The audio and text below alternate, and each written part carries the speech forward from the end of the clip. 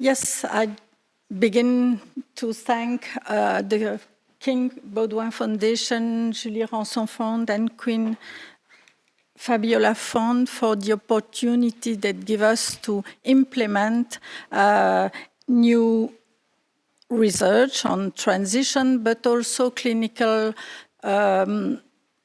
new offer for the patients, and also to permit us to work together also with our Flemish team. We meet together, we don't know before, and it's a nice opportunity to do that. So thanks a lot for the next 4 years of the chair in transition. So, how does it work? Oh, yes. So we propose our project for the chair of transition. It's a psychiatry in transition, in a word on transition. Actually, and the introduction was quite in the same way of the idea of transition and of the word, actually, because there is a lot of change for the youth people, and there is a lot of need that are not encountered at that time, and we will have a look on that on the next few years.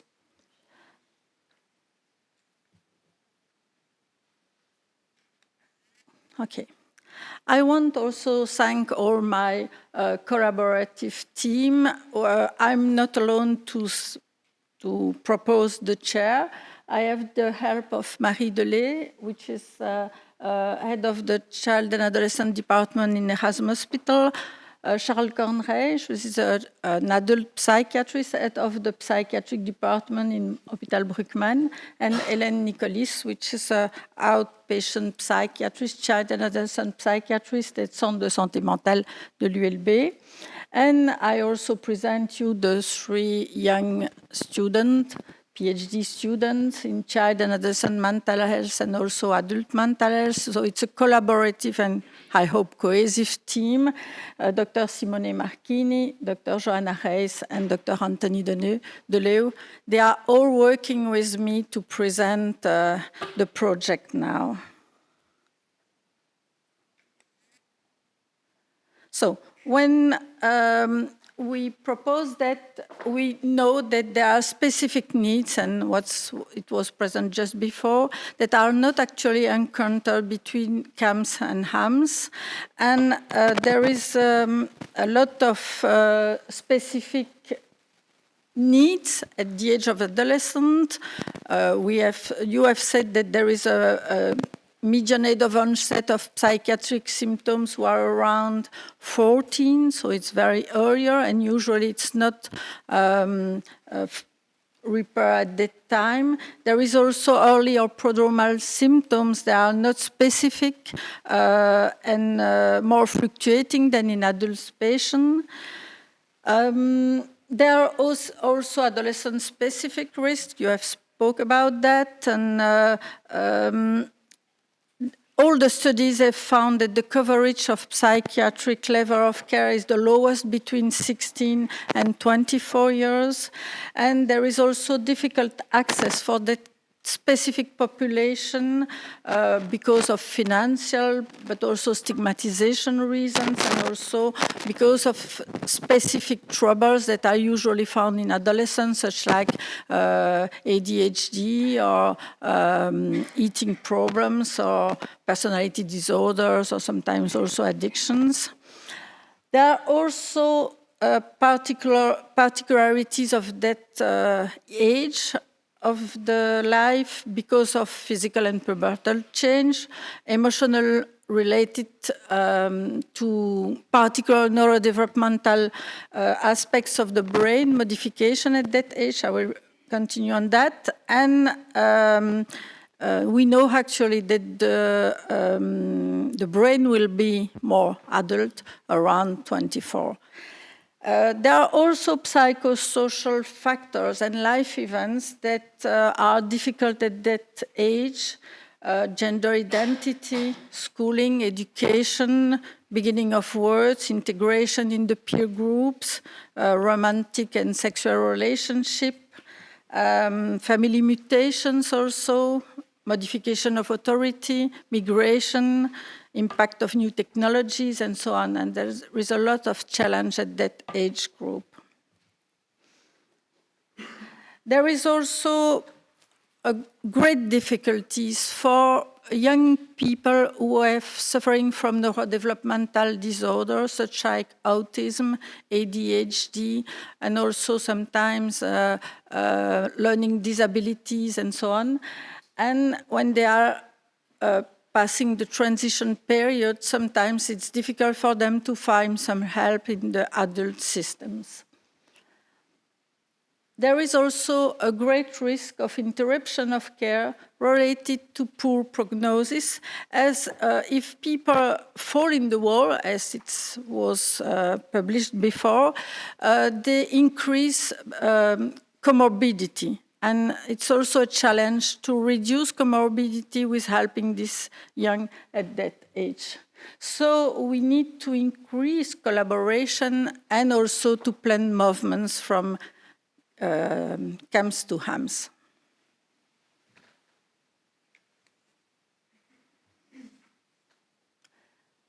That's the same as I was your slides also on the particular increase of psychopathologic diagnosis at the age of adolescence. It's mainly about the modification of the brain and the reorganization of the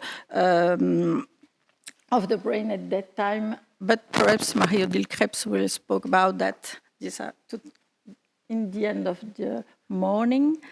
But you see also the same beginning of age. These are the NIMH studies on evaluation of frontal cortex maturation from childhood to adulthood.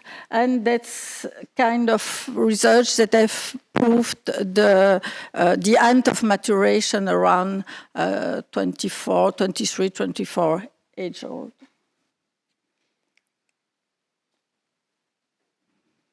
Oh, excuse me.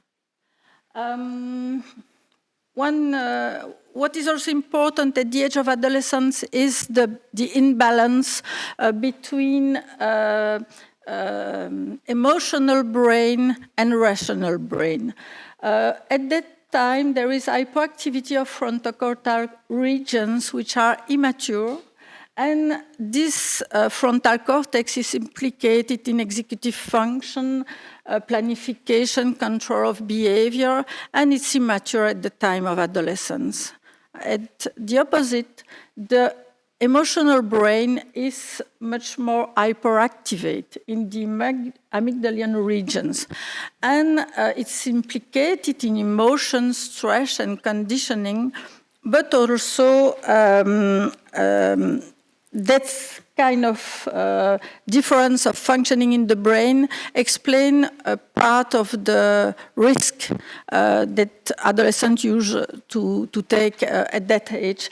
And there is also very interesting and important because that life events are toxic, such like drugs or alcohol, stress, and so on, have a different impact on that kind of brain that at the age of adult.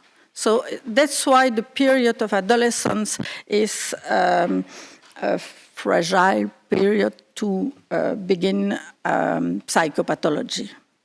Not only, but part of. So, excuse me. So, when the Fondation Roy Baudouin proposed the chair, they have 4 objectives. Research project, new research project on that age group, valorization and utilization to share knowledge activities, also education in academic insights, and also a social impact with communication. So it's a hard work for the 4 years to change the mentalities and to change the model of health for that age group. I will begin with the research project, our research project that I will present now. As I said, it's a large collaborative and cohesive CAMS and HAMS project, and with the support of the foundation and of the critics and the jury, we propose a transversal and transdiagnostic methodology. So we propose a dimensional approach for our research project. The objectives is to identify clinical dimensional characteristics that contribute to the development of psychopathology during transition period. And we were supported and influenced by the research domain of criteria, the RDoC project of the NIMH, which began in 2011. And actually, there is much more research on that kind of methodology, but we don't take all the methodology, I will explain you, but part of the methodology is supported by a dimensional approach. We will explore continuity, resilience, or discontinuity during transitional period that request attention to care. And we will develop a non-stigmatization, we hope, to develop a non-stigmatization approach in order to reduce rejection of the youth in psychopathological suffering and increase their social inclusion. It's also, excuse me, it's strange.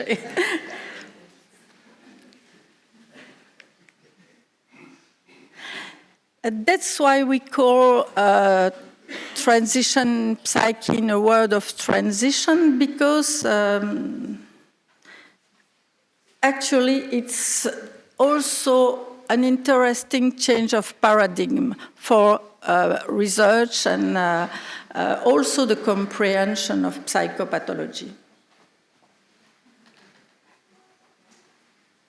In adult and child and adolescent psychiatry, there are significant empirical evidence suggesting that only a single dimension can measure the liability to have disorders, mental disorders, to explain comorbidity among various disorders, and also the persistence of disorders over time. Perhaps it's simple, but it's interesting to question all the models, and mainly the categorical models. It's the article of Caspi in 2018. When you enter in that kind of mind, they propose two primary dimensions, an internalizing one and an externalizing one. We know that when we are child and adolescent psychiatry, because we have since a lot of time evaluation of externalization and internalization type of disorders. The first one is the liability to experience mood and anxiety disorders, and the other one is to the liability to experience hyperactivity, impulsive comportment, delinquence, and also addictive disorders. Longitudinal research showed that poor childhood self-control, reflecting emotional dysregulation and executive deficits, cut across all disorder liabilities. So that's what we call early developmental predictors, and we will explore that during the research. And they also speak about a third dimension, which is the psychotic one, the thought disorder specific of the patient who will develop a psychosis later.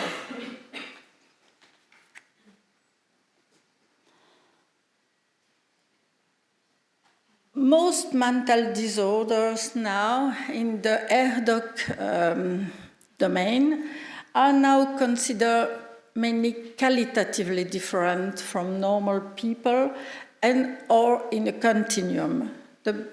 Perhaps the best example is the autism spectrum disorders, because it's so large actually that the prevalence increased, but people who are some characteristic are mainly different than people who have a very hard problem of autism. So this kind of reflection about spectrum is very interesting. And when you are considering dimension and not category, you will introduce that evaluation of different dimension for everybody, you and me, and also the patients.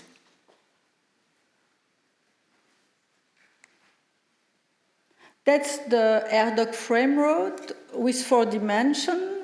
The domains are negative valence, is the fears and the security, positive valence, cognitive systems, social process, and arousal modulatory systems with quality of arousal.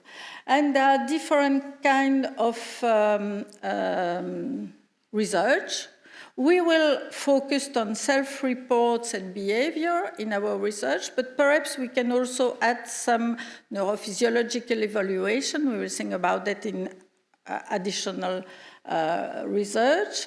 And all these domains explain, perhaps, they hope so, circuits between behavioral dimension and neural systems. There are also genetics research that are done on that kind of model.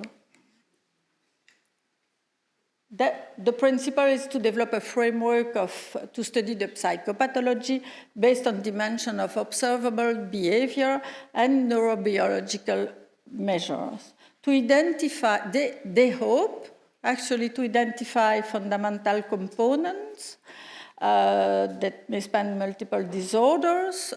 And you say that it's not name of illness, but mainly function or dimension.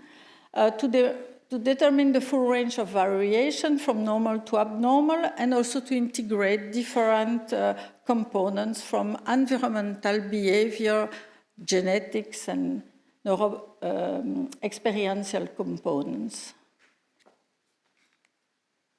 So I will now present what we will do, but we will not do all that thing. We focused on a group of patients.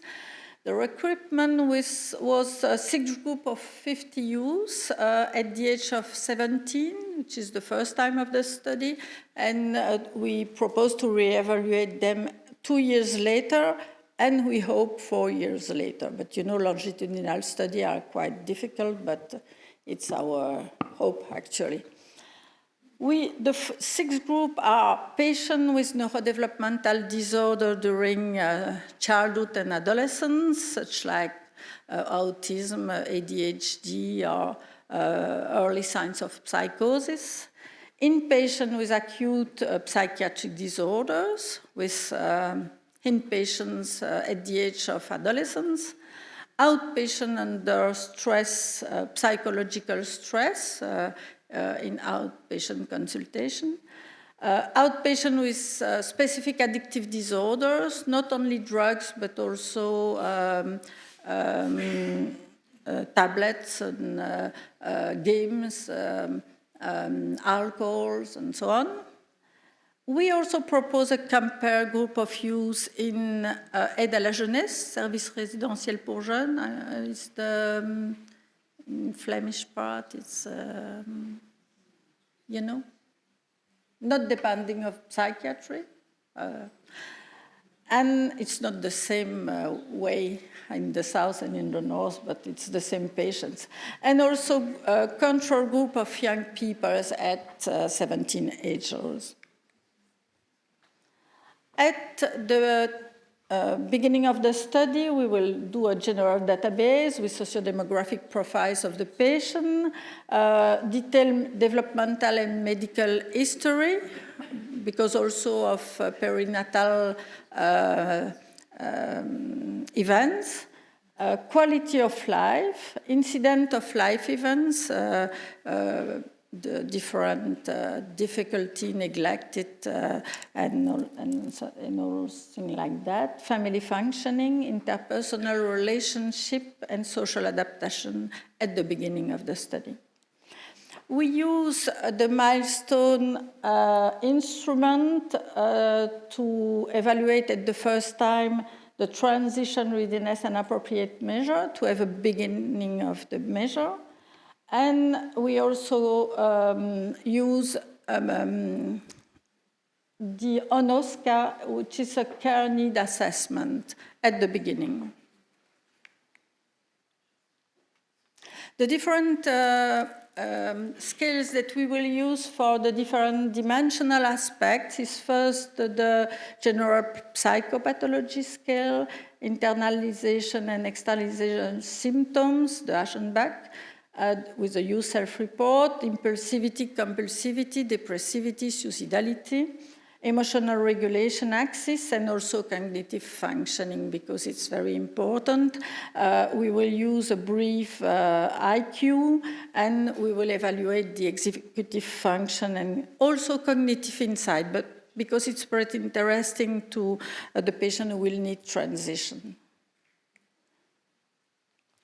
At 2 years before and hope 4 years before, we will reevaluate the subject with a light model, because everybody knows that longitudinal studies are very hard, and if you use a too hard methodology at the second times, it will be more difficult to have the data. So we use a semi-structured interview with psychiatric or not, psychiatric intervention or not, a patient who will need follow-up, who have past or present psychotropic treatment, and also patients who have used emergency care and hospitalization.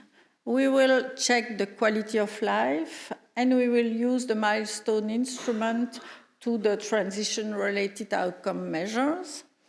And then after, we will also evaluate the care need assessment as at the time of the beginning.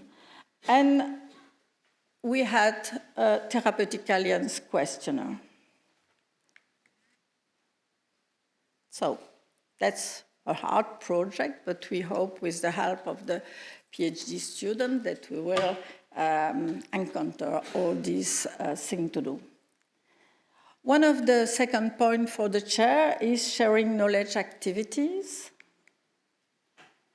So, as we have to provide new perspective in the management of gradual transition, and also we hope to propose some evidence-based approach and new intervention models, it's need to improve change in the clinical practice.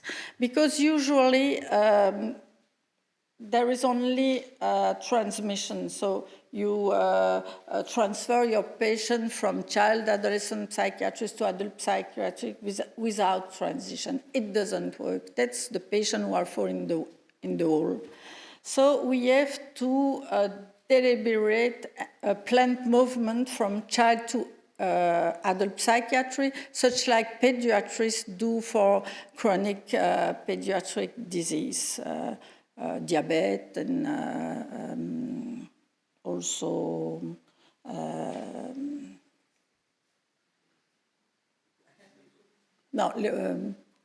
nephrology and so on.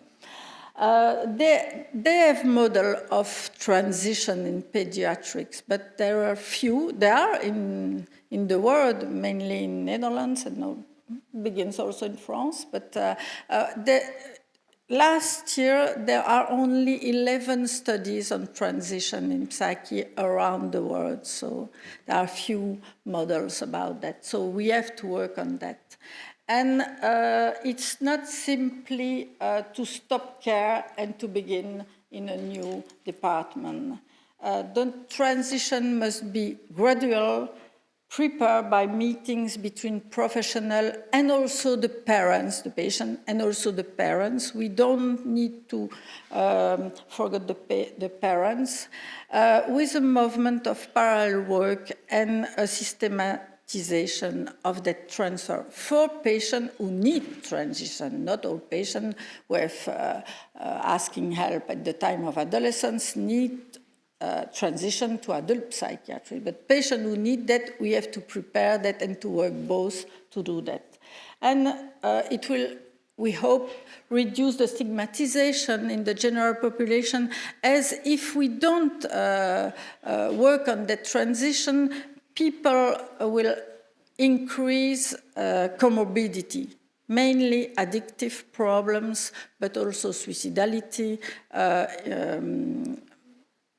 and also desocialization. So I coordinate the project. I have all my collaborative research team, but we have also collaborative partners, and we made the first meeting in December with a lot of partners from the French part of Belgium, academic partners, clinical organization, mental health partners, and also intersectorial partners. It's very important, and it's on the model of the networks of the new politics. We don't have also not to forget the families and the user, the target population, the youth and the family association, and also the communication. That's the model of our proposition of chair, and the youth and families are on the center of the model. And this afternoon we will have exchange with a patient and also with families who have lived the transition. These are all the mental health partners. We will have a hard work also to motivate them to work with us in and out mental health care partners network, in adult psychiatry, in child and adolescent psychiatry, in youth welfare service, youth court, social defense units, general delegates of children's rights, cultural sectors and arts. So we have to invite to the reflection a lot of partners to sensibilize them to the importance of transition. So there is also academic insights at different levels of the French community in the Wallonie-Bruxelles Federation, high school and universities, and I also want to thank my colleagues of Université Catholique de Louvain, who don't have received the chair, but who want to work with us to the project. So it's very thank to you, and mainly Nicolas Zdanovic. In collaboration, and also Philippe de Timary, they are immediately in contact to work together on that project. Also trainees in medicine, faculty, psychology faculties, nursing, social assistant, and educative schools. Also the general practitioner, pediatrician, and so on via the scientific society. And I have also good news, as the King wants to make a symposium here in the Academy next year on child and adolescent mental health. She said that it's a very important point, so there is also a meeting on that, and an important way to communicate about that. So I want also to propose for the French part of Belgium, but the Flemish can also join us on that. Save the date. It's a French colloque on transition à la faculté de médecine de l'ULB in May 15. Next and last, the social impact. We have to communicate about that, so there is Maud, which is the communication girl for my hospital. The communication of the university is also supported us today, and for the chair. And we have done a communiqué press for that kickoff today. Thanks a lot for you.